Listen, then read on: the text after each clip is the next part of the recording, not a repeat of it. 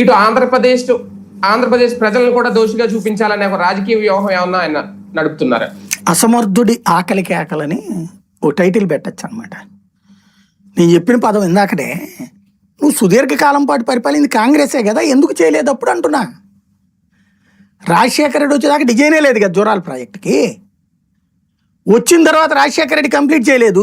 తర్వాత వచ్చినటువంటి రోసయ్య కిరణ్ కుమార్ రెడ్డి ఏమయ్యారు? ఆ తర్వాత వచ్చినటువంటి సరే కేసీఆర్ తీసేద్దాం, వీళ్ళు వచ్చి 2 ఏళ్ళు అయిపోయింది కదా, ఎందుకని ఇప్పటిదాకా లేదు? ఇప్పుడు కేసీఆర్ మాట్లాడాక ఎందుకు మాట్లాడుతున్నావు నువ్వు ఇన్నాళ్ళ తర్వాత? ఇప్పుడు నువ్వు డిజైన్ చేయడం ఏంటి? నీ పార్టీ ఎప్పుడో డిజైన్ చేసింది కదా, ఎందుకు పూర్తి చేయలేదు?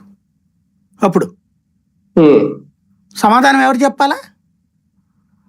నెంబర్ 1. నెంబర్ 2, రెండోది వచ్చేటప్పటికి ఆయన సాధారణ ప్రజలకి భాష అర్థం కాదు కాబట్టి అనుకుంటున్నాడు తెలంగాణకి నీళ్లు లేకుండా కేసీఆర్ ఏదో నాశనం చేస్తే చేశాడని. Simple logic. రాష్ట్ర విభజనకు ముందు ఏమన్నారండి?